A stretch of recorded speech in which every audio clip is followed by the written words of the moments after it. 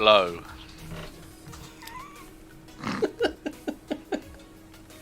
I don't know if you heard that.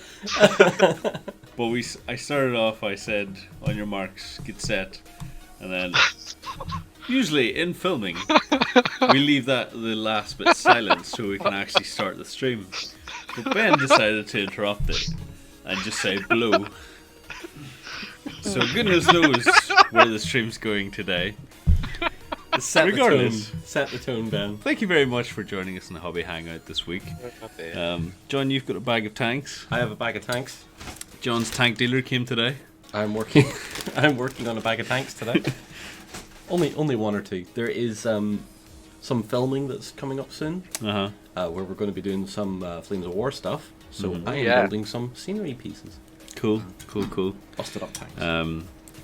If you've got any light seekers or even champions questions, feel free to ask them in the comments because Coco's sitting right beside us, not working. And yeah, Coco's not working. There he is there.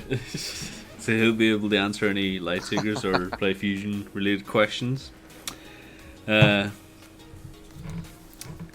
play fusion maestro. This week we've got a lot of projects coming up. Stay tuned for next week. We're going to be looking through the End is Nigh projects. But this week we're going to have a look at some random projects that have been happening through the week and see what people are up to this past while in the community forums and projects. So meanwhile, while John is building his little tanks, doesn't even need instructions. It's pretty impressive. I've built enough of these. So we're going to let John just build away at some tanks. He's got some filming coming up this week, as he says. We'll get to see them in action hopefully at some point. But let's get stuck in and see what you guys are working on.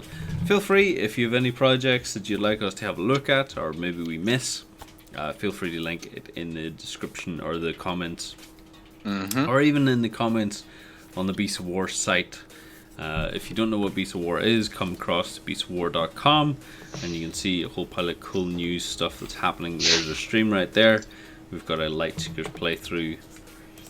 Which is very good. I enjoyed this Lightseekers playthrough. It was very fun. Yeah. And also, as I said in the comments, I want to play Justin at poker because he has no poker face. No, he's terrible. So I will win all the money. So. Also, we have some cool backstage stuff. John has just finished off the Night Haunts for 40k, Age of Sigmar. With 40k? Warhammer Age of Sigmar? Yeah. There you go. I always get them, well, not really mixed up. I know what I'm talking about, but just words fail me sometimes. I know what I'm talking about. We also have this like top tank vlog, which John absolutely loved. Also, we have like these game ratings. There's a lot of stuff happening in the back end of the website now. We have these game ratings to see. We've seen like War Machine's getting 6.8. Strong Sword is a 10. I bet that maybe that's just one person at the moment. It's the Strong Sword creator. God, I love Strong Sword. We have some cool reviews by some people that you can see there. We have Darklands Last Days, Star Wars Legion, Kings of War, etc. I love these. Is anyone else enjoying these like animated thumbnails? Please say you are, because they take an age to build. I can't look at that one. I have to keep scrolling past it every time I see it. But here's something that I want to point out, that people's projects are now being featured in the front page. This is just random, it's not curated or anything, but we will get to a point where we will curate. Ben, before I get stuck into the projects, can you make me a pleb? Please. A pleb? Yes. Can you make my account a pleb? Oh, right. So now I know what you mean. Yeah. In order for us to adhere to the new safety rules, or privacy policies, because I'm an administrator, or we all are, we get to see people's private projects in the back end. We get to fix and do things if we need to help them out while they're private. Granted, most of the time we don't even bother with it. We just enjoy seeing what people are working on whenever they release them. But we don't want to show off all these private projects just in case. Once Ben has figured that out. What level do I put you at? I have no idea. We may have to consult Lloyd. I'm gonna I'm gonna do this. This makes sense, right? Let's do that. Let's see what happens when I press update. Okay. Can't we just make a pleb count? No, we can't do that. Then we have Otherwise, to remember more Lance passwords. doesn't get all his achievements. Yeah, exactly. Right. Well, now you're something. I don't know what Okay. you want. Thank you very much, Ben. I will Now we're like site owner tell you or what. something. I will go. I will test it and see. Hopefully, no private projects come out. No. Thank you, Ben. That's all we need. Yay! I didn't break anything. We have quite a buffet of projects to look through. So what we'll do is we'll go over here. A buffet? A buffet. Proper A buffet Buffet of projects. Project. So Project. first off, we're going to be looking at Giannis with amazing 83 recommendations for his project. The last thing we looked at, if I scroll down, we saw the Victrix Numidian Light Horse, which I absolutely loved. I loved the base work on this because it looked like a proper Yeah. intimidating circle there. Very nice. I loved Very, it. very nice. But he has been working on these Conquest Gripping Beast Archers. I thought they're pretty cool just as they're built. It's interesting to see that I don't know if you noticed this, John, but he's based them He's based them first. yeah. That's not an approach I would take. Simply because I know I can be ham-fisted sometimes with a paintbrush. Giannis is very particular. He's got very good brush control. We've seen He does. over the past ages, but it's he's not flocked it or anything, but he's done the basing. So I'd assume that he's doing the basing first, and then just adding little bits of flock after he's painted them. But I really admire his paint style because he has such patience for just small details like the bit on the quiver, just the threading on the quiver. And especially small details on what effectively is rank and file troops as well. Like he goes to a lot of effort to make them stand out, which is really nice. So,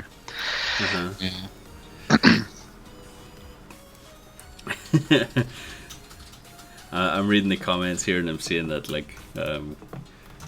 we've got Dave Hawes is relaxing in Cornwall on a holiday this week. Very nice. I hope you're having a fantastic holiday. The big toe of England. Jerry says he's seen a lot of people who base first because it gives you a better idea of contrast to the base. That is a very good point, yeah. Yeah, that's cool. I hadn't thought about that. Yeah, the paint jobs on Giannis' projects are splendid. Right down to the detail of the eyes. And as you say, Ben, this is rank and file. Also, I want to admire his photography work. yeah, It's very nice. Everything is in focus. It's not. There's some tiny bits that are overexposed, just here, but it's not too bad. You see more overexposure in Justin's head, so it's not that bad. You're laughing, but it's true. You're only saying this because he's not here to defend himself. Yeah, but Yeah, okay. well, I would still say it anyway, because that's usually how we judge exposure levels. On a scale of 1 to Justin's head. How bad is this exposure? Poor Ryan, you're going to have him dead over there in a minute. Ryan's breaking over there. He is. Okay, next up. I was just going to say something from Pansquit. He said, yeah, because obviously he was saying, and Jerry was saying as well, they texture the bases first and then base coat the whole thing. I have never done that. Yeah. I don't know why. I just think. For me, it seems like it's working backwards or something. I don't know, but I guess Something depends what you seems do. odd about it.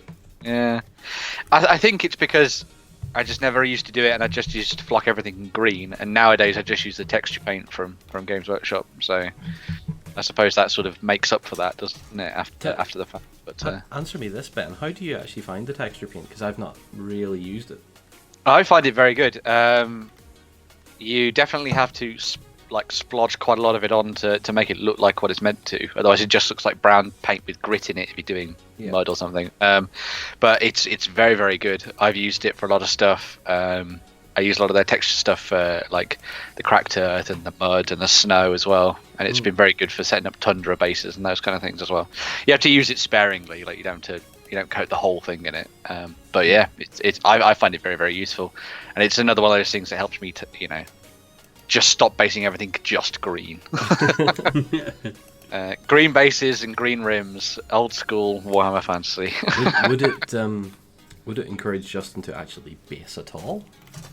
I would hope so. I can't stand looking at unbased miniatures. My friend has an entire ogre army that is effectively what he calls his base, but he's basically just painted the bases brown. And because ogres themselves have a large amount of real estate anyway, it just looks so bad. But I grit my teeth every time. So, yeah. Next we looked through 144 artists. He's been working on the Mantic Terrain Crate actually. Oh, yeah, I saw. So we saw last time. We saw the desk table, which I thought was really nice. It's adorable. But now we have like the full setup, the whole library essentially. I love this. Why can't I scroll down anymore? Let's see if I view image and copy that. Let's bring it in here to Photoshop. Oh hey Jared. There we go. How you doing, buddy? I love this, like the little globe on this. He's just noticed, hasn't he? But everything settles in really nicely on this. I feel like the bookshelves are a little bit, I don't know, like them stacking on top of each other. It makes sense with the ladder, but it seems like it's a little bit out of place. But yeah, I really like it. I think it would work really well for like a variety of miniatures. It would work really nice for like some dioramas, I think. These are the kind of things that like I've started to enjoy painting a lot more. I used to hate painting terrain pieces because I thought it was just going to take forever. But now with certain elements like things like these and for like dungeons and objective markers in games and those kind of things, I take a small glee out of painting them, because normally at that point I've painted 6 or 7 miniatures in a row or something, and then I get to work on something very different, and it's always nice to put the little details in, and they look really good with a very minimal amount of effort, which I think is important as well. And it means that things can pop, and you do a nice bit of washing to it and stuff like that, and a nice little bit of highlighting as well. And it looks, even Dave says he loves the detail in the ladder. I think I agree with you, Ben. Like once you're painting enough miniatures, you want to break from it, and this is relatively straightforward. Everything is a right angle essentially, which is a nice. It's nice to take your brain off for a while. Tank 1 complete. Hold on, less let's see. organic. So, did anyone time that? Well, we've been running for We have been streaming 10 minutes. for 14 minutes 30 seconds. And that's clipping. one. That's clipping off the sprue And gluing together. and gluing it together. Yep. We should have got them painting them as well to see how no. long it would take. No. None of that. None of that. You truly are a tank god. I do try. So now he's searching through sprues to see what's. I love that, like, you even know which sprue is for which tank. Because, like, if that was me, I'd be sitting reading the sprue, like, Sherman. Now, is that a certain number of Sherman, or is that one Sherman? Is that the whole Sherman? How much do I need left? Next up we have Andy's Song of Ice and Fire. I always get it wrong. He's got 7 recommendations, so it's a relatively new project. However, just from the get-go, you already know that Andy stuff's going to be absolutely amazing. So this is the Sworn Swords. I love Andy's photography. Anything with a black background usually works pretty well, because but not entirely black, because he has that sort of like it's a nice bevel sepia sort of color going on in the background. I think what Andy achieves in his photography is really, really nice. Yep. Because what it does is the black absorbs any of the overexposure that it might have with the lighting, because if you use a white background, it'll reflect the light. And usually overexposure many, and maybe in some cases disrupt the focus of your mini as well. And I have my photography project put up. I don't know if many people have seen it, but we'll go through it in a little bit more detail, and hopefully it'll help some people. When did you put it public? I put it public last Friday, so not Friday past. You put it up past Friday, but not Friday past? I don't know, John. And I know it went up on a Friday. You're really confused today, aren't you? I think Ben Not threw you anymore, off with the whole blow Not thing. any more than I'm usually.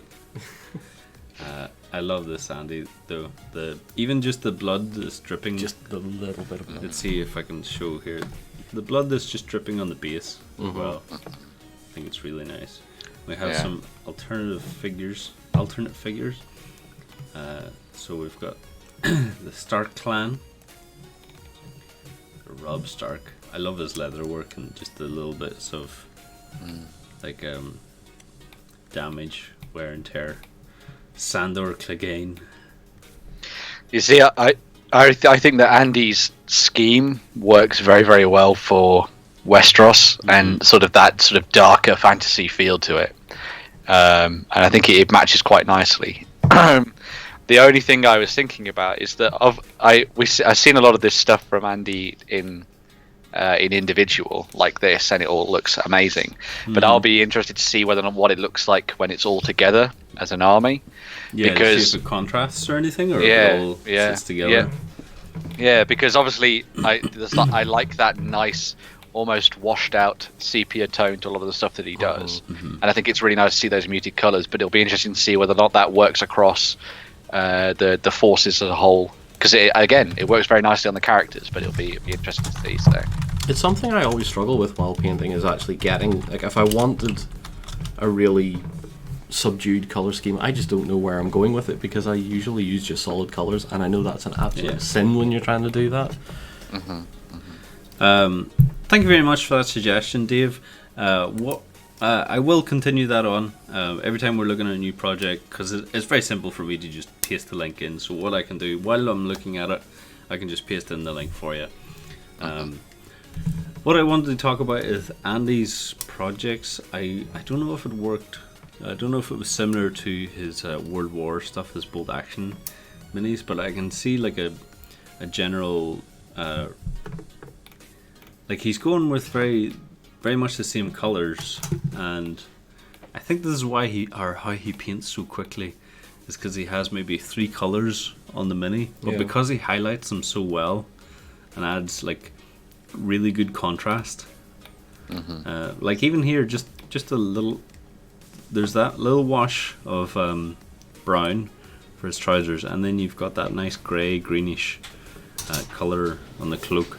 I imagine like most of that is just a mix between those 2 colors and just highlighting and weathering for the rest of it. Yeah, it's interesting when it comes to the Starks in particular, because suddenly you're looking at a scheme that is effectively grey and white and brown, all caked in mud. Yeah.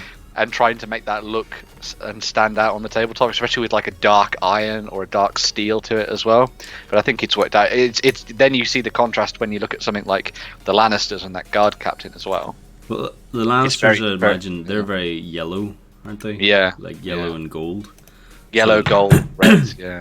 So it'll be a very bright contrast between the minis, so it'll be very interesting to see what happens. It'll definitely give the whole sort of warmth versus cold thing a look on the table, which is neat. So yeah.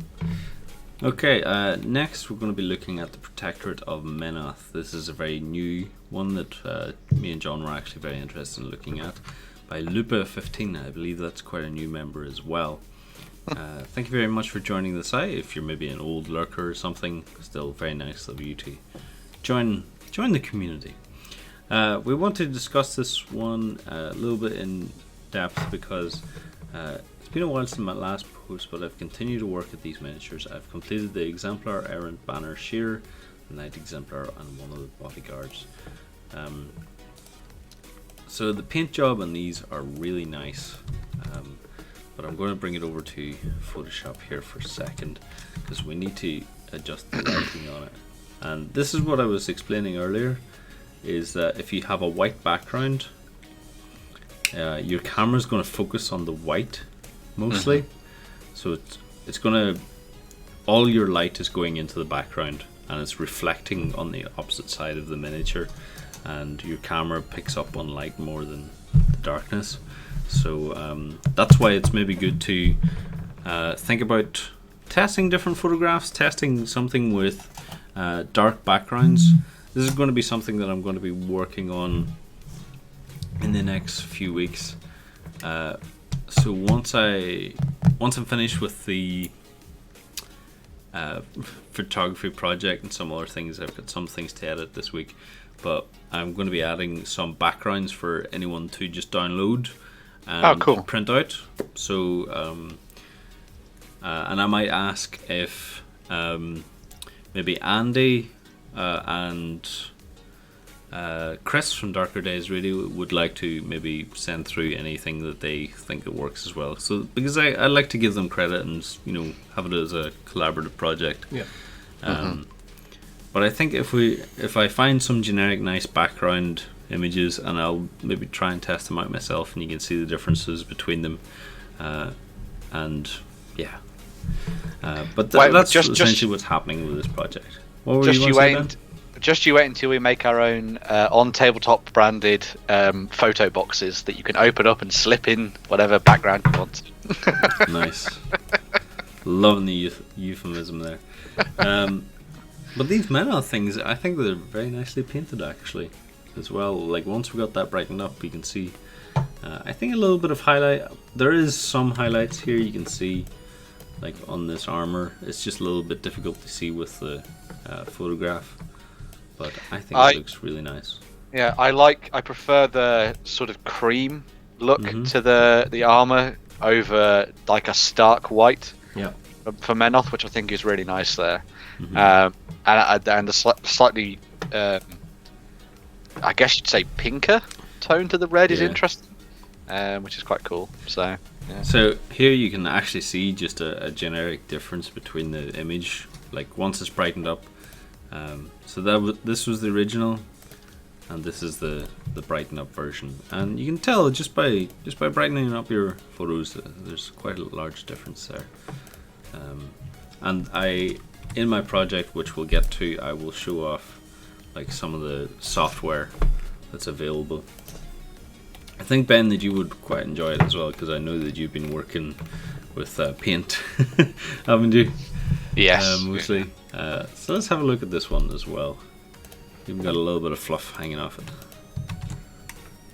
Here we go. Jared, I hope you don't mind there. Sorry, we're disrupting your face there.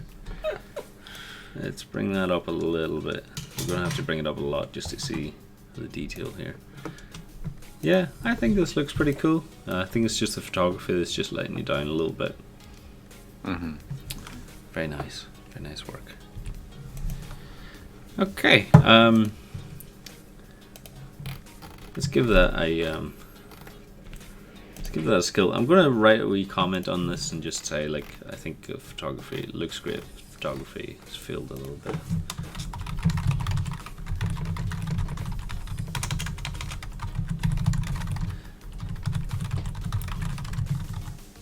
Let's see. Let's be polite here. Could be improved to help show off the model. There we go. Let's put a wee smiley face so he knows that we're not angry about it. This is what I'd like to encourage people as well in the projects. Don't be afraid to put in comments and see what people are working on. So, okay, next up, Ben. Oh, it's actually my own project. It had it loaded in there. So I'll go through it, and Ben, if you have any questions, or if anyone has any questions in the comments, you can ask away. So first up, if we view the oldest entries first, it's best to view that. I wanted to create this project, well, it's been a while that I wanted to create this project. Tank number 2 is finished. Tank number 2 is finished. Well done there, John. Very it's not impressive. quite finished. I need to drill a hole in it. Oh no. Shameful work. Project placement Lancors. I'm not even sponsored. Someone throw me money so I can place my own project in it. Spar, help me out here. It's not even real Coca-Cola. I wanted to make this project easy for like just a general layman to understand, but also have all the technical know-how and trying to explain it a little bit so that everyone would be able to understand as best as I can. And maybe I'm not the best one to explain these things, but I did my best. I did a little bit of research into what kind of cameras are. I mean, they're moderately cheap, but if you have a standard camera of your own that does the settings that I'm going to be talking about in the further, even a simple phone camera will work pretty handy if you know how to use it. Noggin the Noggin using an old DSLR from Camera Canon 40D. You can pick them up. Yeah, Camera 40D. Anything Canon is usually pretty good, and they're very, very easy as well for people using. That's why I included the three main ones. You've got Sony, Canon, and Nikon. Nikon I would kind of avoid, but it's there. It's still good for taking photos. I just avoid it because it has terrible video quality. Maybe it's changed over the years. Probably not. I don't know. Next up we look at settings, and I go into more detail on how to use your DSLR settings. So if you click this video, you get to see me talk. Let's have a little dander. I'm actually pretty impressed, or I'm actually pretty impressed with yourself? Yes. You love your face? No, because I have some really nice editing techniques in this, which whenever I actually flick through it, you'll not be able to see any because it'll be that trick. I noticed them last, and I thought they were very cool. Thank you, Ben.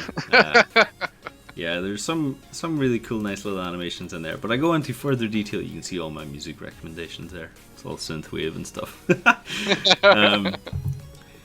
I go into detail of how to use your shutter speed, how to use aperture, and what ISO does, and how much you should never even try to adjust it because it's a pain in the arse.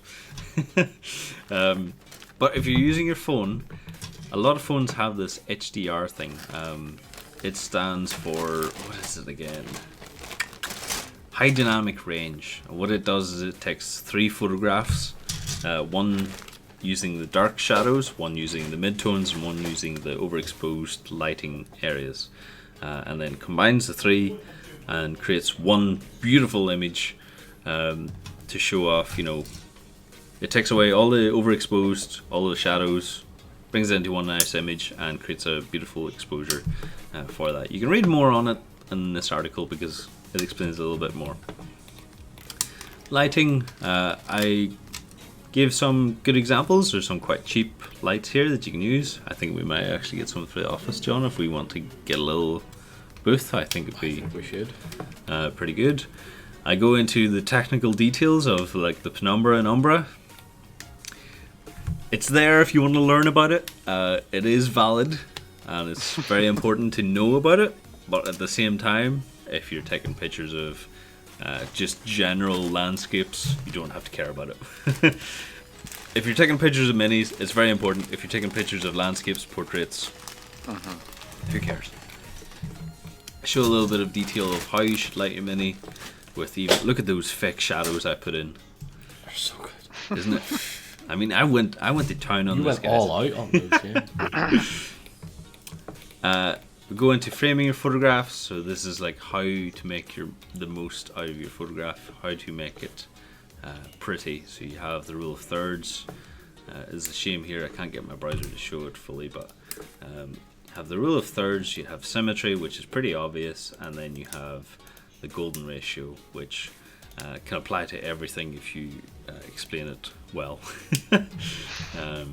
But I go into a little bit of detail of why those work and why they look good. I tried to explain the rule of thirds and the golden circle to Justin one day in the office because he was setting up a Weekender segment. It's like, no, you always put your interviewer in this side, and they look, you always look ahead of camera because it's aesthetically pleasing. It was like, no, you put it in the center. Like, no, this works better. Trust me.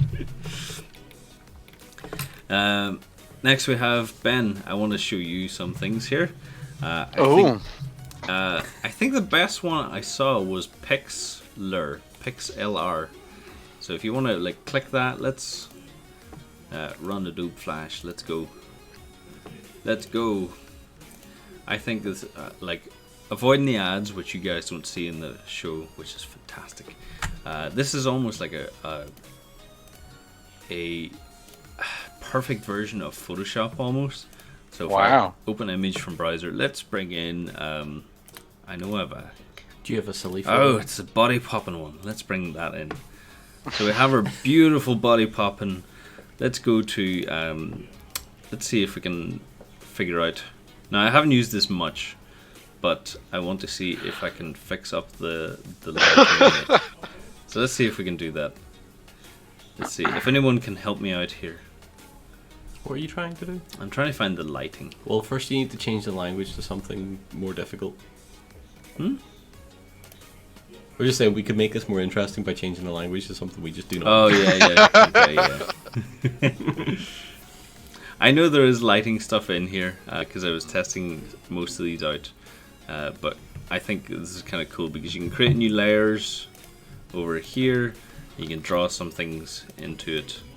It's unfortunate that I just can't find the lighting at this point. Blur, sharpen, unsharpen mask is something that we use quite a lot. If you bring it up, press OK, you can see it's sharpened a lot more. Yeah, have a play around with those because they're going to be very handy for anyone taking pictures. GIMP is also very good because it's free. I didn't include it into this because I was just looking for browser tools, but yeah, GIMP is also fantastic. We use Photoshop mostly, but these are also very, very good alternatives. And if you also want to just click this image and save it, you can use this image as a template for your minis. That's the best resolution you can have for on-screen browsing. Going to burnt areas and stuff, I'm going to be adding a little bit more like downloadable content like the backgrounds and stuff, but I hope you guys enjoyed this project. Are you okay there, John? I'm good. Fine. That was terrifying. I saw John just like shudder with a blade in his hand. Yeah. If you have any questions, that framing thing Lance is also very handy for people making dioramas. Yeah, definitely.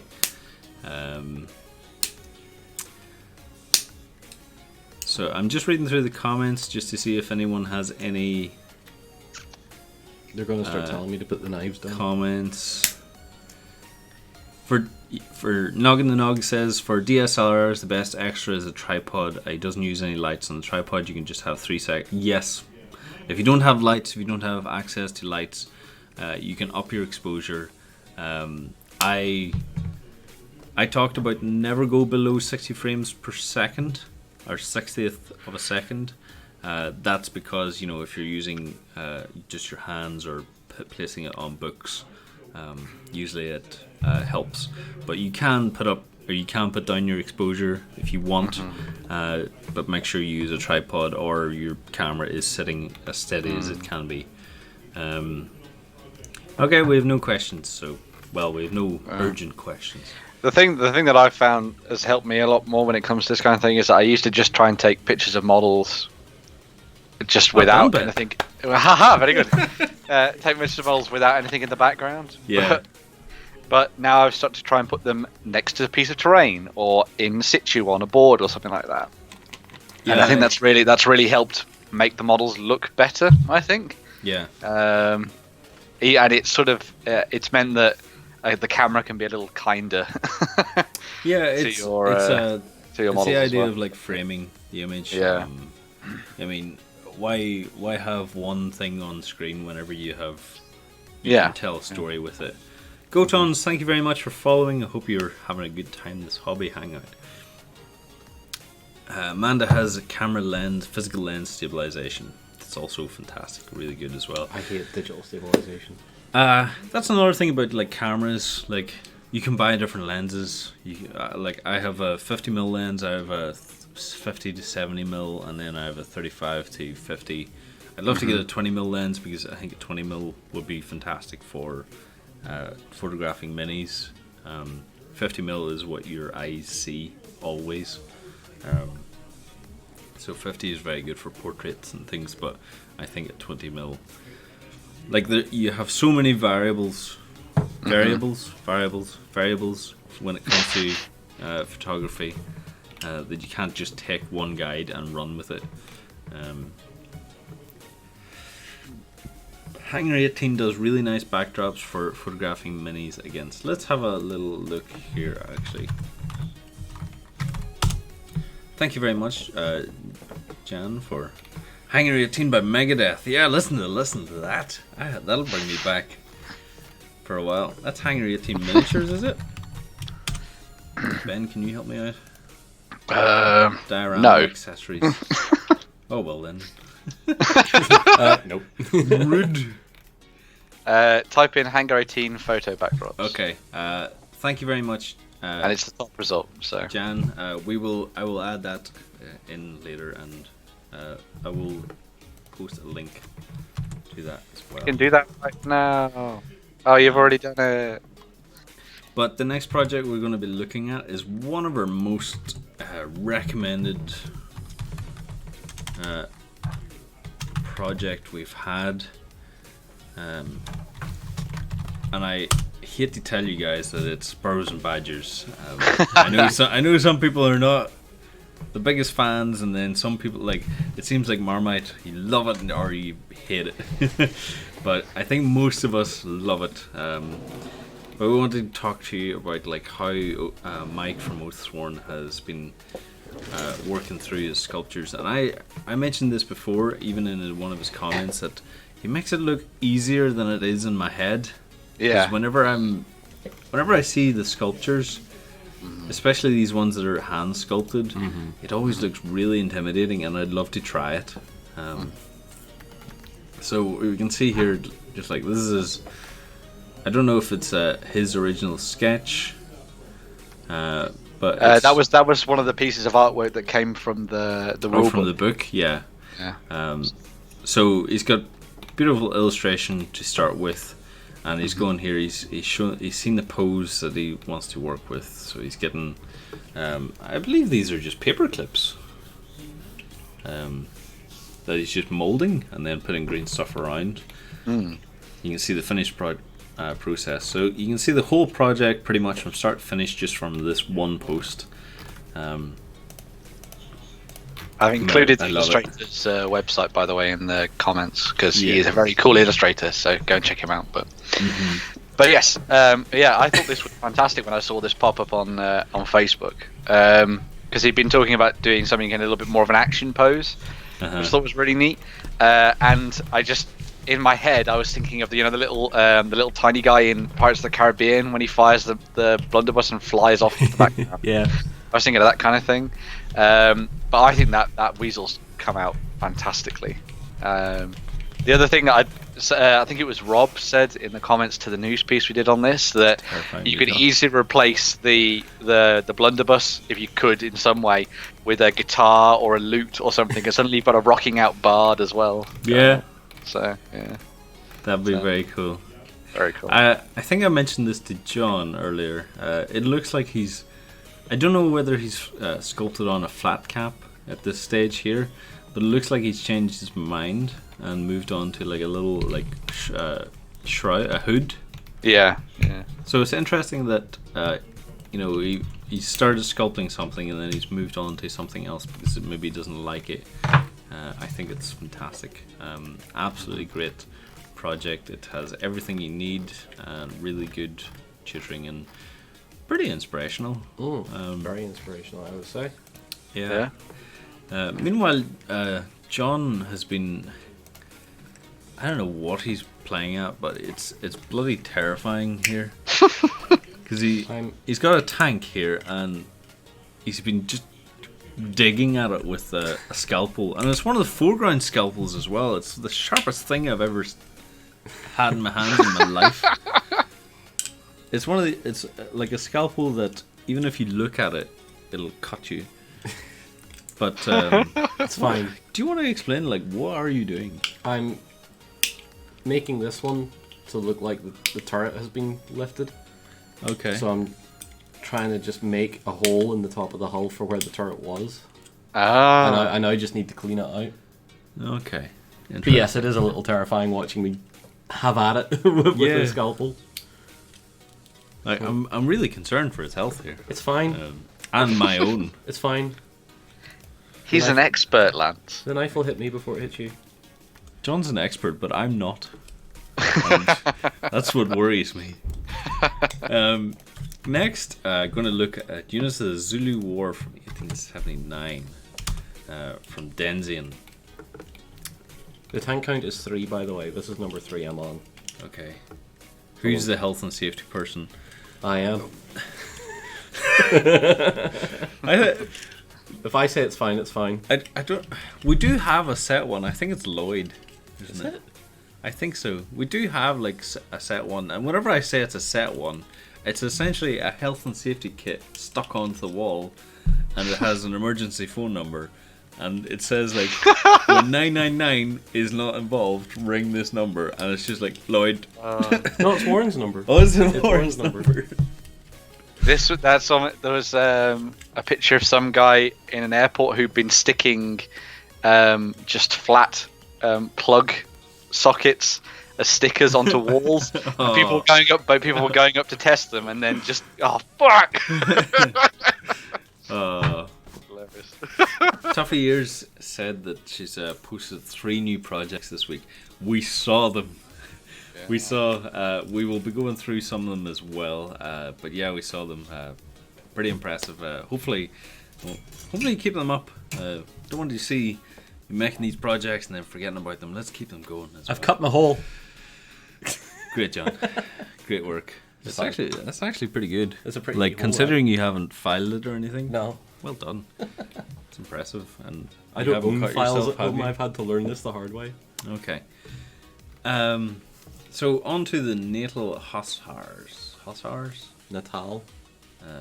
Natal Hussars. Natal. Yeah. Not Hussars. Apologies. Natal's a bit strange. These are kind of cool though. Like, I had such a fun time painting the horses at the Rune Wars boot camp that's all I painted over the weekend. My dear Lozzie painted everything. Yeah.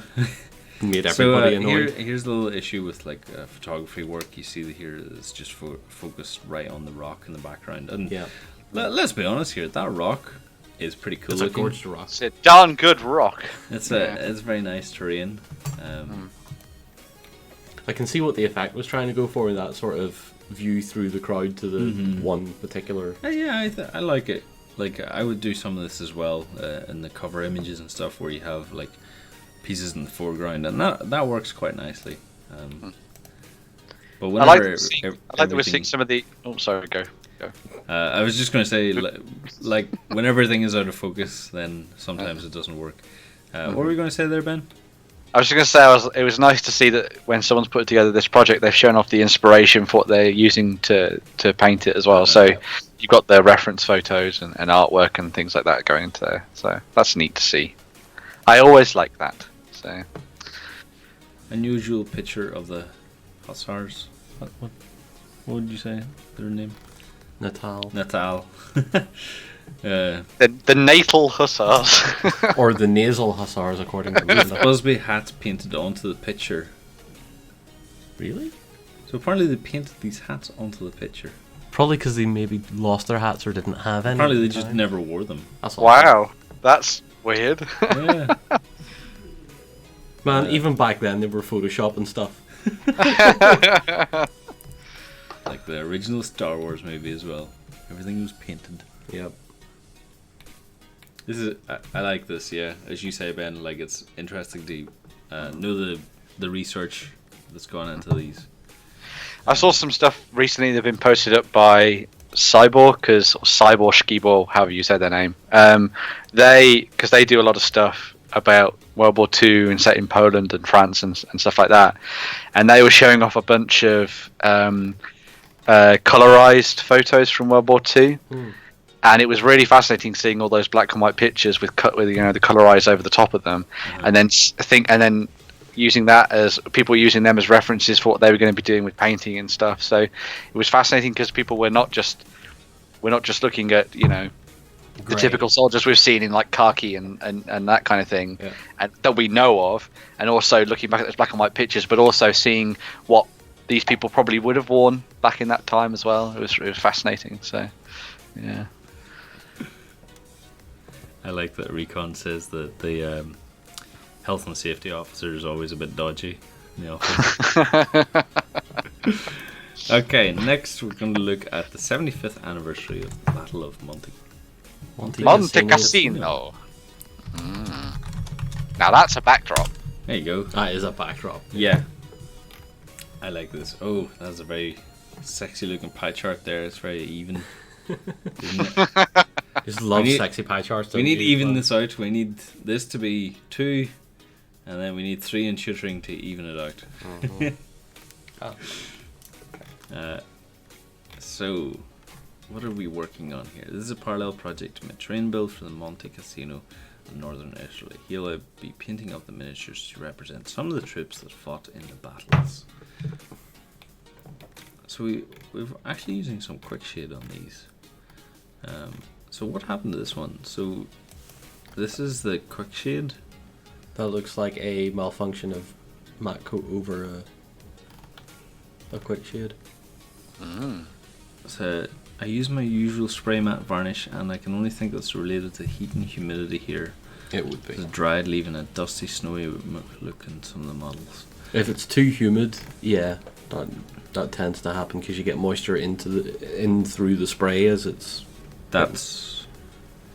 Which is a real pain. Apparently, though, this is strange, and I've never tried it, so I don't know if it works. But apparently, if you give the model a little coat of thinned down olive oil, it will kill that effect off. Okay. Wow. I have no idea if that works. Someone told me that once, and I'm like, I'm not sure if I believe you. See, because I saw that. Glass coat or olive oil over the mini. There you go. I saw that thing coming up when people were doing stuff at the Room Wars camp, because we were trying to get things done very quickly when we used the iron painted method, and so it would be a case of dipping and then using the spray again to sort of mat it all down. But I remember people taking it outside and doing it on a test miniature, and because of the humidity and the weather and stuff, it was coming out in that sort of speckled fashion there. Speckled Jim. Yeah. Sorry, I had to. It came to my head. But anyway. You shot my speckled Jim! Yeah.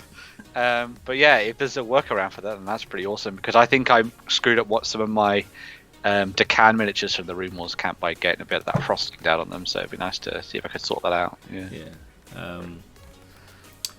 So he's asking if there's any suggestions on what to do for this. If anyone wants to leave a comment. He's already got 3 comments here anyway, so hopefully that solves that issue. But yeah, that's pretty cool. It's not something that I'd ever considered either. I think at that stage, if my mini was doing that, I would just give up, just leave. Try something else. Yeah. That's ruined. Let's go home. Next we have the post-apocalyptic wasteland scenery. Oh, this is a train challenge. We're going to avoid this one because I'm going to be showing off these train challenges next week. So we'll do a nice feature on them next week, do you think? Yes, we will. Well, I will if I get. Jerry says once you've cleaned it with the oil, you need to use soap and water to remove it. So there you go. There's another little bit of a tip. A top tip. Okay, let's look at some Necromunda in the jungle. I have a feeling like Guns N' Roses going off in the background now. Welcome to the Necromunda. This is by Jammy Jim. A documented journey through my underhive journey. Mainly painting related. Hope to put some images of my past history, which is an old forum post. Current progress. Asking for tips and tricks on how it goes along. Much like probably all of us, he doesn't like batch painting, but he's going through it anyway with the trousers and stuff. You can see the first test here, Mini. We do this here in the office where John just does cool test minis, and then Warren comes in and says, "That's great, paint 200 of them." Yep. Yeah, it's never that bad. Kind of. Well, we can see here like what he's working on. We've got a cool tattoo, we've got some nice rusting on the guns. Yeah, I quite like that actually as a as a base. I think if you're going for... If this is going to be based in the jungle, I would have maybe changed the bases. But... Nothing. You okay? Yeah. Have you done something wrong with your tanks, or were you just disagreeing with me? No. Or something? No, I was quietly singing "Welcome to the Jungle" to myself. Alright, okay. Just really bad. Was that like a screamer, a little tiny screamo version? Yes. Sweet hive of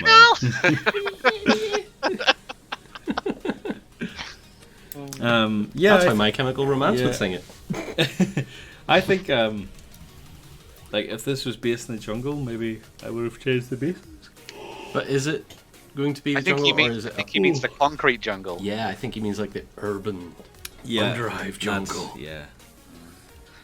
So Bob Cockayne has an idea for an apocalypse train with a pool of yuck with a zombie hand reaching out to a sign, and the wording drop down the sign would be "Beware toxic waste." Yeah. Do not Be drink cool. dead inside. Be a pretty cool, like, end is nigh. You could have something like a little bit like that, so it's a pool of molten metal or something, and then you've got a thumb sticking out of it, and it's just as a sign says "termination zone" or something. That. Cool. Yeah. That's back to my childhood, man. Don't do Yeah. that. That was the saddest thing I've ever seen in a movie. Not even Bambi compared to that. Wow. Screw Bambi's mum. It's when the massive robot died. It is. My favourite thing was a meme mix-up of Bambi, and do you remember the video that came out around like 2013? It was the dog chasing after deers, and the man was just shouting Fenton. Yes. Yeah. Fenton! Someone put Bambi in, and it was like Bambi reacting to like his parents' death, and then all you heard in the background was like Fenton! Oh God, Fenton! I thought that was just genius at the time. That's It was- awesome. It was glorious. Next, we're going to look at this is something that John has actually been like replicating this week with the night haunts we have in the office. It's a Dead on Arrival by George Seeley. This is, if you're looking for a quick paint job, this is probably it. Don't follow mine at all. This stuff is fantastic. So pretty happy with how the Spirit Hosts are turning out straight into the pictures this time. So we're going to give him everything. I think I've actually annoyed him, because there is one post where he goes, "Seeing what John's been doing with this scheme is really starting to get on my nerves and all this. I don't have enough time to do it." But I love this because we have two shades of green blue. You're not going into specific paints because some people just don't have those paints. Yep. I think that's better for tutorials because you're not panicked into buying certain paints. Yeah. You can kind of experiment in your own and create not just replicas but your own thing as well. We've got just a bit of dry brushing. I love that he's just he's dry brushed on the highlights from this picture, and then he's gone in and just give I don't know if this is an ink wash, then a couple of black washes to really darken down the ghostly bits. I think these look... That's super cool. Really focusing in on the faces on those is really good. Even the skeleton, I think, is really nicely painted too. It contrasts really nicely with the ground. His basing is really pretty as well. Mm-hmm. And just that little bit of dead earth and gravel. Is that a rose or is that blood? I think it's a rose. I think there's actually roses on some of the bases of the minis. I find this model really odd. The night haunts, whenever I saw the very first models, I thought they were really creepy. And now it's getting into a Tim Burton style thing they're going with. And I love this character. I think it looks so The Lord cool. Executioner, he's a really nice model. I thought I thought for a second he painted on those dots. I was like, oh my god, that's class. It's a very inspiring range of miniatures to get stuck into. And Yeah. it's rich. Yeah. Has he green stuffed over these? He's been using liquid green stuff to fill in some gaps. Alright, okay. Although it does need 10 coats of it because liquid green stuff is absolutely rubbish, but that's just my I think I'm getting too far because we're going into July, but absolutely fantastic project. I absolutely love this. Doug asks, are the models fragile? They, These new ones. They can be. See that Lord Executioner that we have up there at the minute? He could be particularly quite fragile. Because he is very wobbly at the narrow point of the axe head before it goes onto the handle. That would be an area of contention for breaking eventually, but we're okay here because they'll be sitting on the shelf. Sorry, guys. So long as people don't throw bottles at them. But basically, keep them well wrapped up in foam seems to be the this model in popular particular, though, like you have just that one contact on the base here. But it's not that's the fragile bit. It's this bit here. Yeah, well, like I would imagine this is a bit fragile. Then here, and then even just like where these are attached. They're not so bad because it's more of a plug area. So like there's a broad piece of plastic that's contacting the back of the mini there. Right, okay. Tank number 3 done, by the way. Tough Ears says that the Night Haunts aren't that fragile. They dropped the box on the floor and they lived. Did they come back? Did they come back to life? Did dropping them, did attempting to kill them actually bring them back? All their souls were let loose back to the Soul Forge, and now they've been reforged into Stormcaster Turtles. That's terrible.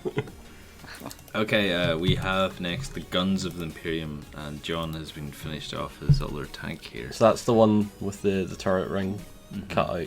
I just wanted the turret to be displaced in this one. It's the one that John scared the living daylight out of me while he was butchering through this small tank. I think I'll have a break now. Yeah, because once I start to deviate and start converting stuff, you've built 3. I mean, do you want to take my place and I'll just build 1? No, until the end. No, you're quite all right. Let's continue. Like, I can get 1 built by the time next week turns around. I think. Who knows? The rest of the stream would be just be constantly going back to John, like, John, where does this go? It's not even part of the model, Lance. Put it back. Put it away. It's a cute dinosaur, though. I like it. Oh dear. Next, we have Guns of the Imperium by Toughy Ears. Here we go. Let's have a look at these. One recommendation. So this is one of the very new projects that she's been working on this week. So let's get some points in there. 2 guardsmen. It's a guardsman kill team. So 2 guardsmen that don't like it. Up in laser guns and 6 inches of cold steel. Badass. I always love seeing a bit of Imperial Guard. What have you broke? Nothing. I just keep hitting the arrow keys and they don't work anymore. Yeah.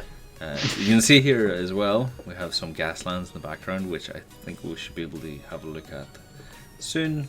Your painting area and your photo area look surprisingly similar to mine at home. It's like, do you know what? I need to take pictures of these badass guardsmen. I'm just going to shove everything bodily away just to make that space for me. I think I do the same. It's just like you don't have time to set up a. I know I did a whole project and photography and stuff, but sometimes you just don't have time. You just want to take a quick picture. Your hobby table is bigger than mine, though. That's yeah. I have table envy when I come into work because even the table in here is bigger than the one I have at home. Oh.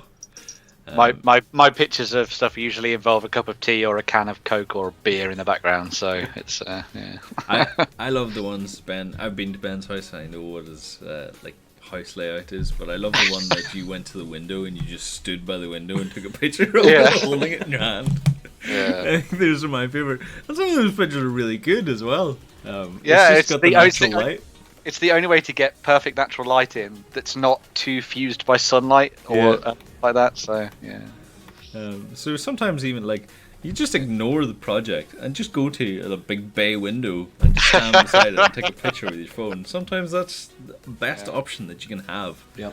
Don't worry, you have to stand there doing sniper breathing though and hold your breath properly to get you don't get the hand breathe out wiggle, once you click the button. Yep. Yep. It's one where you like put your elbow on your stomach so you can like keep your arms steady as well. Let me have a look at this because I want to see some of the conversions that are being done. Oh yeah, so using a Space Marine Scout sniper rifle, is that Tuffy? Could you tell me if that's right or not? That's really cool, though.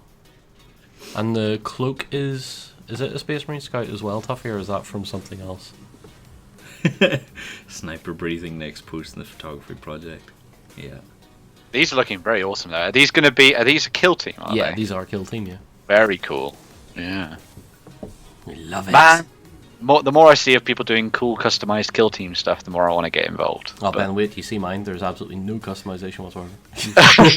No standard kits, apparently, from tough years. I did try to start a kill team project on the site, and then I realised that my photography was so rubbish I wasn't showing anybody anything useful anyway. So I just gave up entirely. I've just abandoned it. No standard kits. Wow, cool. I love it. Yeah, as you say, the background, like, it almost tells a story. It looks like they've just jumped out of these cars. I assume then that Tuffy's using like the textured paint for the bases here as well. Very nice. And we have a Guns of Navarone. Guns of Navarone, one of the worst war movies I've ever seen. Well, let's give that an idea. Because John hates it. It's so bad. It's so bad.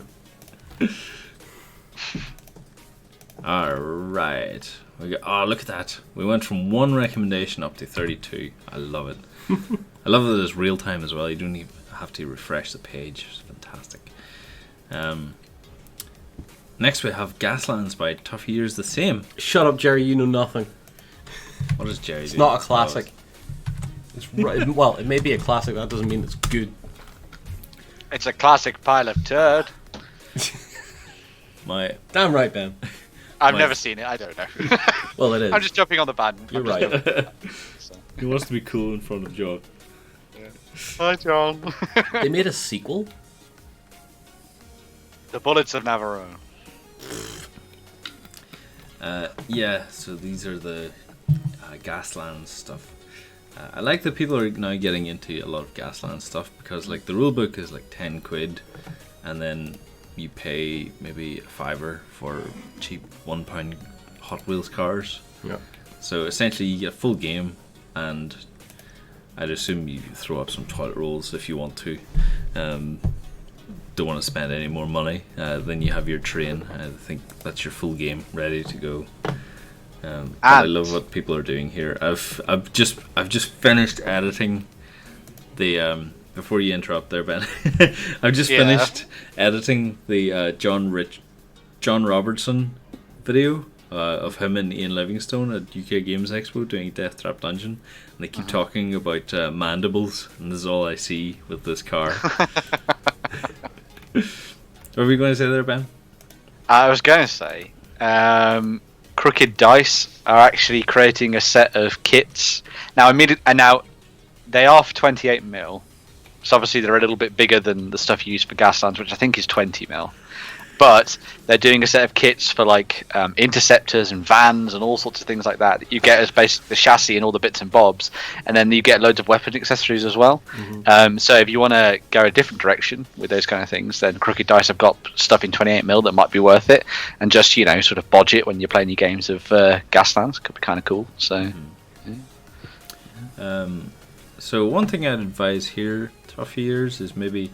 I don't know how your brush control is, but it might be affected by how your brushes are. So use a little bit of like conditioner on your brush tip, because I feel like maybe some of these bits here are just a little bit frayed. Although that could be just weathering that you're trying out. But if you're looking for any like solid straight lines or anything, just use a little bit of conditioner on your brush tip and it'll give you straight lines again. But yeah, these look pretty cool. I love the color schemes they're going for because they're nice, bright, vibrant. You can tell what they are. It's almost and then Batman. Races vibe. And then you have Batman. And then Batman. Batman. And no less than the 1990s Batman, isn't it? What's the animated series car, isn't it? I'm not sure. I think it's the one from the first. I think it's the one from the first Batman film. Is it? Yeah. I think so, yeah. Mm-hmm. I had that as a big toy that fired foam missiles out the front of it. So yeah. So. It's nice to see like the progress from the Hot Wheels cars to what was made. Yeah, yeah. Dice there for scale. Good work. And we have the Mad Max video game intro theme song. I love that. I love just having... I think having YouTube videos and just giving yourself like a theme, an overall theme is pretty cool. And with playing Gaslands, you can't have a better soundtrack than anything Mad Max. Yeah.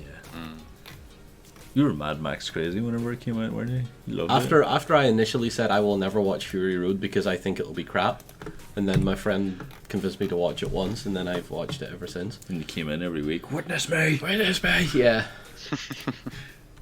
John My friends can't sell movies to me very well. Justin is particularly bad. What's this movie about? It's about some guy that gets killed, and then his family does something, and I'm like, great.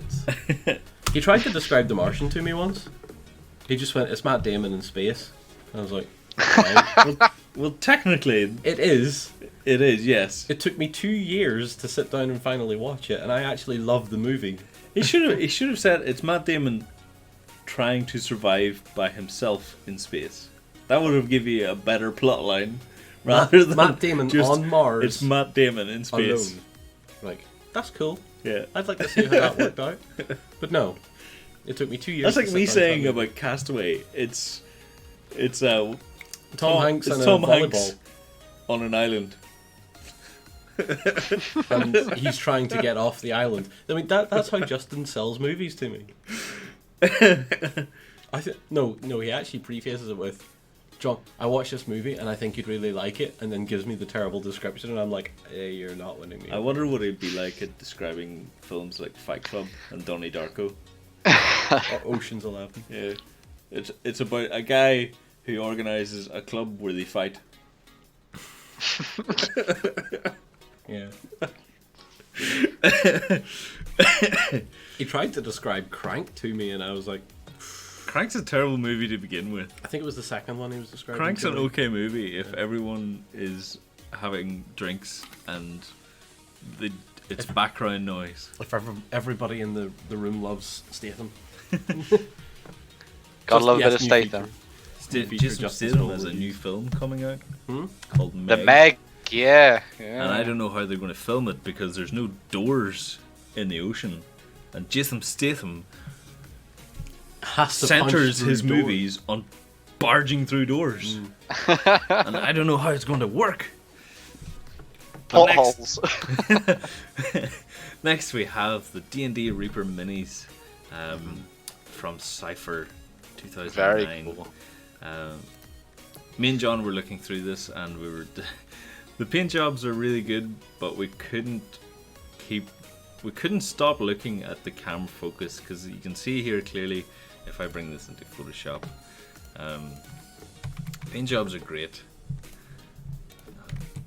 It's so nice of him to bring that coat in this week. But you can see here if I just like 1996. draw this in. Yeah, he was He's been way a- ahead of his time, He's man. been a fan for quite some time. You can see the focus is here, and yet the mini is like all here. I realize that I've just painted a phallus, but I it's a hat. apologize for that. So you might want to. I think what John nailed this on the head earlier. He talked about having this mini has been focused on the I think on the plate on the the board. camera has been focused to maybe take the first picture, but they've moved the minis around, and what's happened is that the camera is just focusing on the ground Yeah. level. I think that's what the problem is, but like the mini looks great. I think just the photography has just let you down a little bit. What's happened now? I hope we haven't ran out of internet. We topped it up earlier. There you go. So yeah, very similar to what's happened here in this one, and it's the exact same position, where it's the focus, but the tattoo work looks pretty amazing, and It does, yeah. even the footwork, it's nice detail. I painted a few like skeletons with like feathered footwork, and I hated it. So I'm very impressed with this one. Ben, what do you think of the little dwarf wizard? I think it's pretty cute. I like him. I think these are awesome. Yeah. He didn't go mad. No, it's Do you know what the problem is now? He's hopefully you could hear me. But yeah. Oh yeah. Oh yes, I was going to say I think these look fantastic. Yeah. Yeah, like it's not. It's kind of got that like block colored stuff that I tried out with Hellboy, and I think it did. Trying that cell shaded sort of look. Yeah, I think it did a decent job on it, but this here is like a lot more. Being a lot more daring with the lighting on this.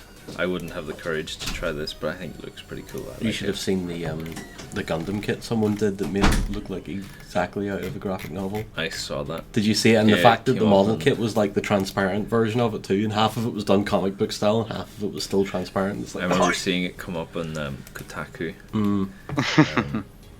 I like this as well. This is very nice. I love the purple and pink. Yeah, I think it's very similar to what's happened before. I think you focused on the board, and I think you pushed in the mini. The thing is, I think if you just push the mini back a little bit, like half an inch, it'd probably be in focus. The thing as well, I think, like because most of us take our photos on our phone. Like most phones nowadays anyway will have that ability. You know, when you tap the screen and it will just focus on that area. Yeah. I think if you're setting up a phone to take a couple of pictures like this from the same zone, just whenever you move the new miniature in, just tap the screen where you want the focus to be, and it'll normally bring it back to life. So, yeah. As Manda says in the comments. So I've got that little dwarf with that ginger beard. Yeah. It's very awesome. Yeah. Yeah. Although it's a shame this went into this. It's nice. Yeah, it's nice to see lots more people painting up models for role plays and stuff like that. So it's good to have people creating large collections and things. So. Okay, next we have the Gotham City Gallery, which we looked at a few weeks ago, but we'll have a look here because there's been an update quite recently. And this is for the new objective types. I love the highlighting on the barrels. I remember someone, I think it was you, John, maybe talking about it earlier. These look like Overwatch. Yeah, loot crates. We talked about those last week. I love the barrels of goo, nuclear waste. Yeah, chemical waste. The kind of thing that Joker fell into in the original movies. Or the barrels of dip used in Who Framed Roger Rabbit. Yeah. Mandy. Yeah. I hadn't watched that film until earlier this year. I'd never seen it before. So. Who Framed Roger Rabbit? Yeah, I hadn't seen it until this year. Did you know that that's one of my most favorite animated movies? Not because of the storyline, but because of the work that went into it. Yeah.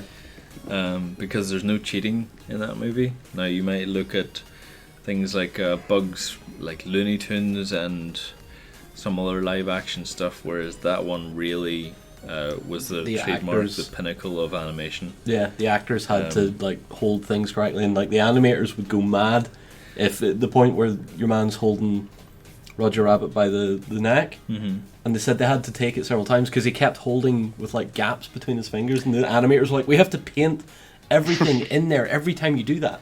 You know what they also did? They hit the light, so the shadows. Yeah, they smack the light when he's.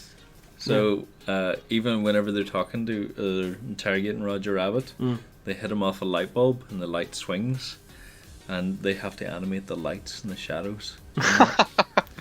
So, wow. And next time you watch Roger Rabbit. Appreciate that everything. Yeah, just every time the character's interacting with one of the cartoons. Just have a look at the actual animation and what's going on through it, and you start to realize like how much detail went into this. And I think that I don't know if this was a one-man job. I think it was a one-man job because he created a book called The Theory of Animation, and it's held in very high regard. Wow. Work. And one of the best evil villain death scenes, which was totally on a par with Raiders of the Lost Ark. Yeah. It's like, raiders may have melted your face. And this is base code Diablo. Is this what kind of character is this? This is kind of cool looking.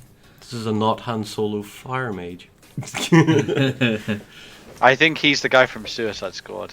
Yeah, the guy that's like the dude with the flames that he can go crazy and stuff. Okay. Yeah, I've not watched the film, so I don't know his name. I watched a bit of the film, and it was kind of like on the background, and I was doing housework, and even that didn't was too care. much. Yeah. This is Pretty Suicide much. Squad with Jared not in the movie Alito. Yes. Oh, I hated it. Hated it so much. Okay. Next we have. Flamey. That's He's his Flamey Boy, name. yeah. Yeah. We have the Charge Blog Adventures in Wargaming. So this is something I want to highlight, that I think the channels is going to be very good for user Charge Dog, because he's using the project currently as like a showcase of his own website.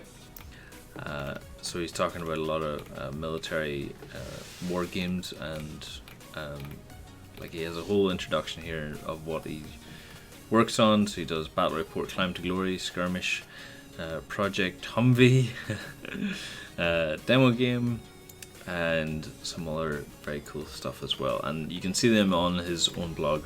But I think once we have the channels implemented, we'll maybe give him an invitation to create his own articles here on Tabletop. I like that we're seeing someone doing more stuff in modern as well. Yeah. It's nice to see more of that on the site. So, Um, because we don't very often get to do that kind of thing. A lot of our stuff is focused around sort of World War II, isn't it? So Yeah. it's nice to see looking towards moderns and checking out some of the games that are sort of big at the moment and stuff. So yeah. What do you think of the paint jobs in these, John? Yeah. Modern stuff. He has it set in the Middle East, so the green is a bit odd to me, but you can't complain really. They look solid, they look decent.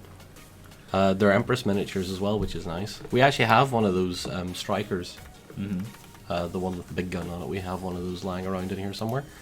Very cool. I'm hoping to go back to Empress miniatures soon and get myself a Challenger 2 or something, because of all the modern Brits that I've been sent via Andy and all. I was just like, yeah, I'm going to have to get a tank to go with these like 10 dudes. I want to take a look and show that this is this palette here is very dirty, and So dirty. I don't mind it. We had a complaint on a Dallas painting tutorial quite a few months ago, saying like, how can he be a professional painter when he doesn't even keep his palette clean? I'm like, Well, he is a professional painter because he paints everything Yeah. Privateer Press do. So and where's your it argument? was one of our palettes, and like he did clean it. Like Yeah. it was just a little bowl. It was very similar to these, and he did get it clean. But the rest of it was just a little bit dirty. But like, you should see mine at home. I clean it once every couple of weeks whenever I'm painting, and Dry paint is dry paint, guys. Yeah, it's not going 'cause, to foil your colours.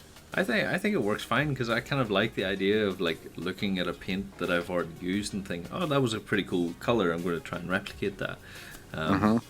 But yeah, some people are just complaining, and I was just thinking like, well, I mean, Monet didn't have a clean palette whenever he was painting. He practically made his paints into a palette, or his paintings into palettes. Yeah, plus anyway. if you don't clean your palette that much, this is why I use a lot of like blister box lids now for palettes. You get that satisfying time like 4 months down the line after When having you get used to it. peel it. You get to peel it all off, and you're left with a clean Yeah. palette and the most funky looking thing that you're later going to throw in the bin anyway.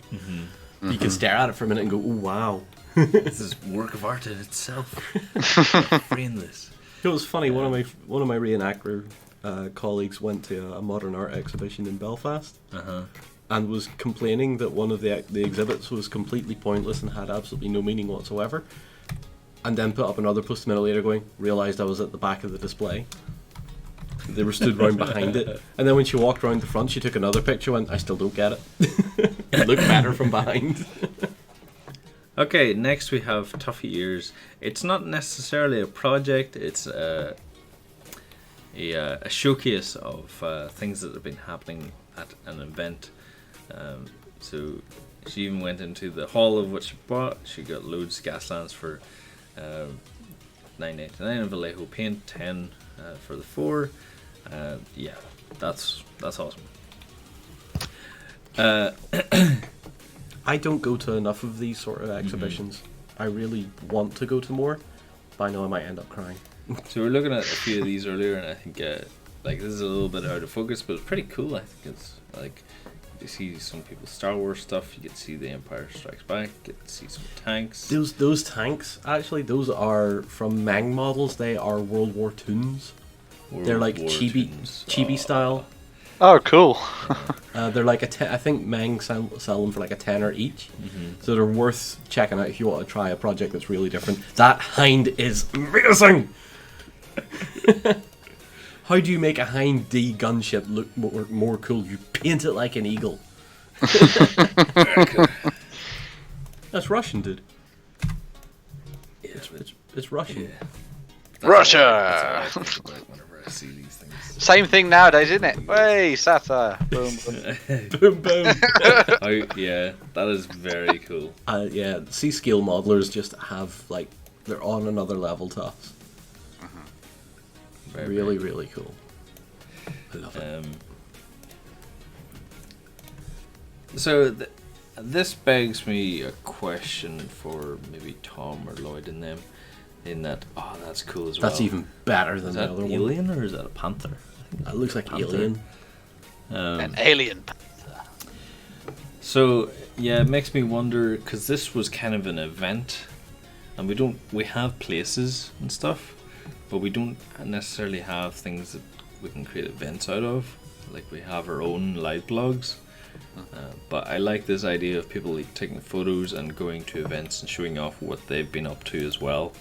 Yeah. And it's not necessarily a project, but it's still, a pretty valuable source Reference. to put up as well and reference. Yeah, because even looking through these, like seeing an eagle painted on a helicopter is pretty rad. I love collections like that, though. I adore collections like that because that is just insane. You're starting with a B-52 at the front, and it's like all this stuff just disappears up the table, and you're like, hey, you're mad. Like what are? Oh, these are busts. Yeah, some of these are very nice as well.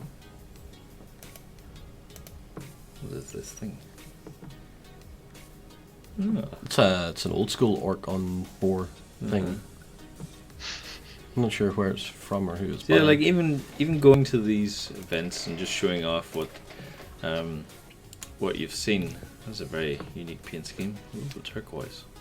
Nice turquoisey Imperial now.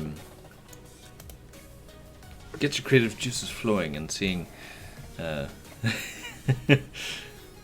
Surely you don't need excuses to go to Bovington. Surely John is the best excuse you need there. Just do it. Yeah, there you Just go.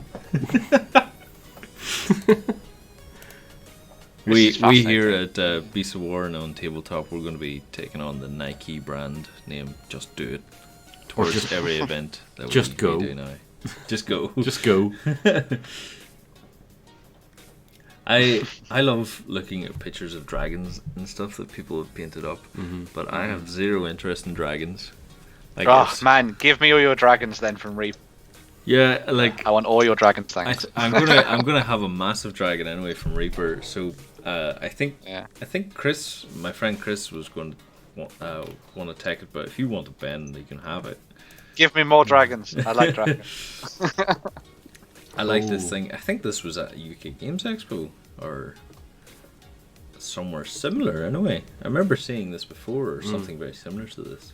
I've seen a few dioramas done like that, or done of that. Oh, wow. That's class. I love this. This is so It's good. a diorama of a guy at a show displaying his minis. That is... Tough ears, please, God, Please do more of these. let us even dream that he was standing behind with a cup of tea in that pose, please. Don't even tell us if he wasn't. Otherwise, just That's fantastic. that's all I would want to see.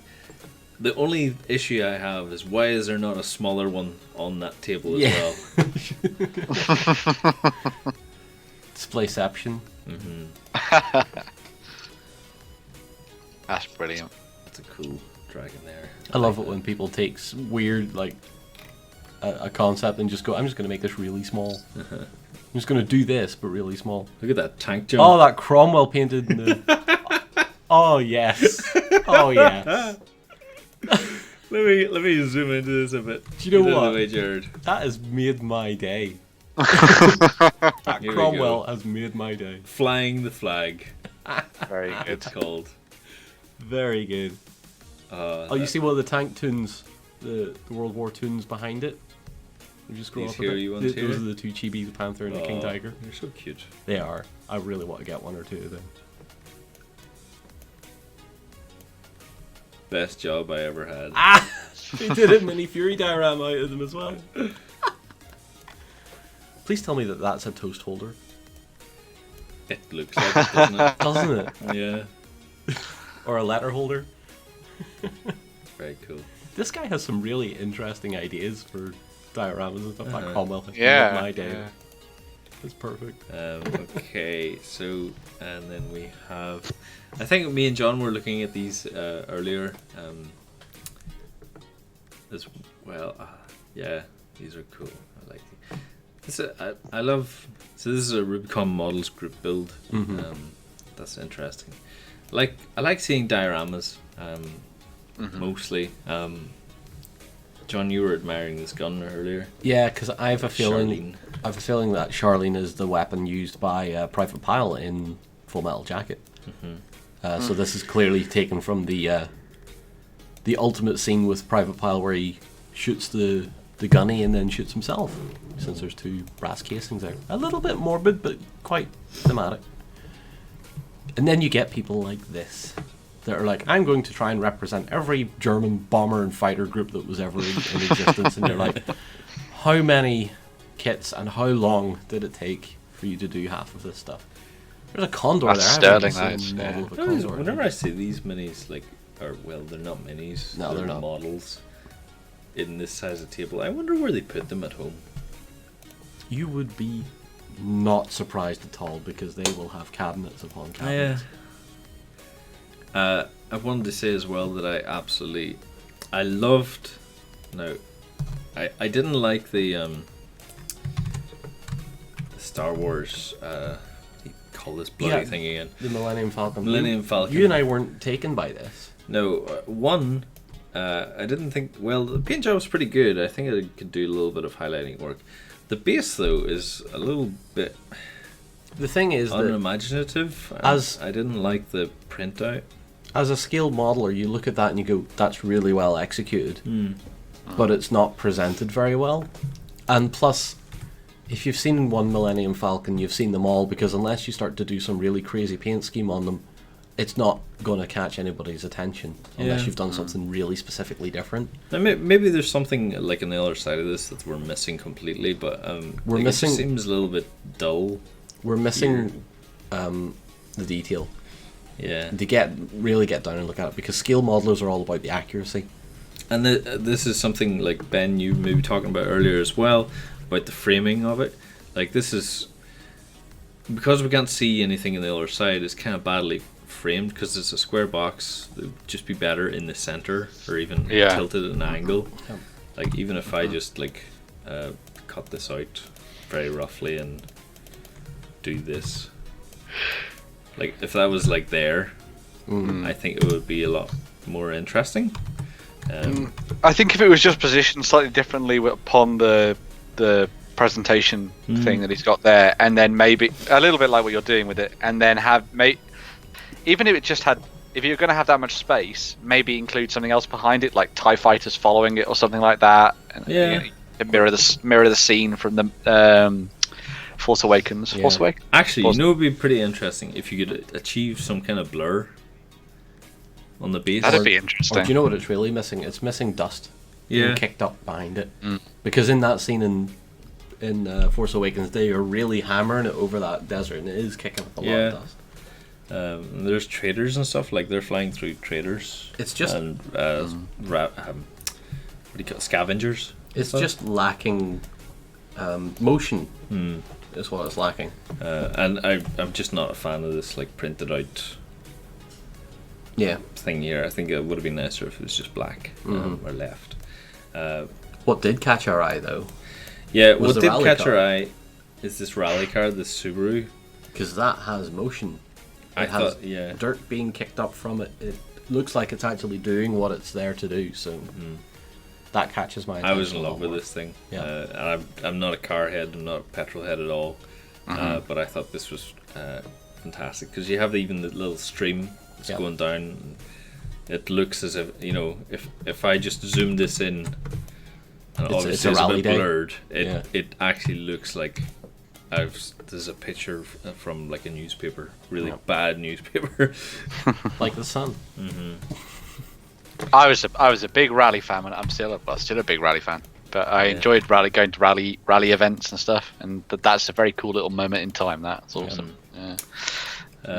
That's it for this week's Hobby Hangout. We've went What? through How dare you say that we're done? all Jesus of our Christ. projects. Let me just go through this here and mute ourselves. Pause that. Come to New Earth, we have biggies. So thank you very much, guys, for joining in. We'll be back again next week. Feel free to come across to beastofwar.com. You can see a whole pile of cool things happening this week. We have unboxings going on. We've Lightseeker stuff. I really liked this week's comic, actually. I thought it was pretty clever. Because we've had this issue now with... we can't even see the full image here on the screen. We've had an image, or an issue with spammers on the website. And they just come in and, as you can imagine, they spam up the place. But I love Caesar's comic. It's like, did you hear the spammers look like us? No, you can't trust anyone. Damn! You should probably check out this link. It's pretty clever, that one. I just want to point out, Jerry's posted something in the comments as well. The Wargaming survey, you know, the massive one that's held every year, that is up right now. So if you want to go and check that out. Wargaming survey of 2018. So, You can go and check that out, win some prizes, and all that kind of lovely stuff. If you want to come across to beastofwar.com, you can feel free to come across and see some really cool backstage content.